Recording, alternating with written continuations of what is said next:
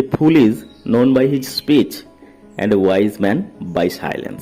বিখ্যাত দার্শনিক পিথাগোরাসের মতে একজন বোকাকে চেনা যায় তার অতিরিক্ত কথার মাধ্যমে, আর একজন জ্ঞানী ব্যক্তিকে চেনা যায় তার নীরবতার মাধ্যমে। বর্তমানে আমরা বলতে বেশি পছন্দ করি তুলনায় সামনের ব্যক্তির বক্তব্য শোনা।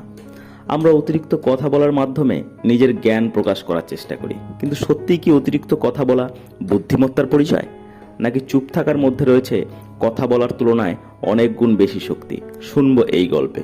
একবার গৌতম বুদ্ধ তার ভিক্ষুক সঙ্গীদের সঙ্গে রাস্তা দিয়ে যাচ্ছিলেন।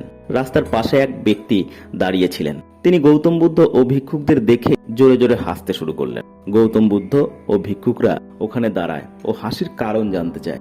তখন ওই ব্যক্তি গৌতম বুদ্ধ আর তার সঙ্গীদের অনেক অসম্মানজনক কথা বলে তাদের বেশভূষা ও তাদের জীবনযাপন নিয়ে, যার ফলে ভিক্ষুকরা অনেক রেগে গেল। কিন্তু গৌতম বুদ্ধের মধ্যে কোনো বিকার লক্ষ্য করা যায় না। তখন ওই ভিক্ষুকরা গৌতম বুদ্ধকে জিজ্ঞাসা করেন, ওই ব্যক্তি আমাদের নিয়ে অনেক মজা করলো ও অনেক অপমানজনক কথা বলল, আপনি কিছুই বললেন না কেন?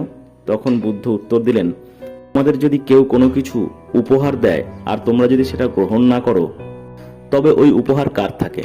উত্তরে ভিক্ষুরা বলল, ওই উপহার যে দেয় তারই থেকে যায়। ঠিক একই রকম ওই ব্যক্তি আমাকে অনেক খারাপ কথা বলেছিলেন, আমি ওই কথাগুলো গ্রহণ করিনি, তাহলে কথাগুলো কার রইল?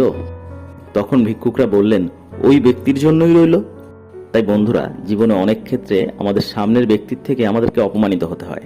সব ক্ষেত্রে উত্তর দেওয়ার প্রয়োজন নেই, উত্তর না দেওয়াটাই অনেক সময় বড় উত্তর।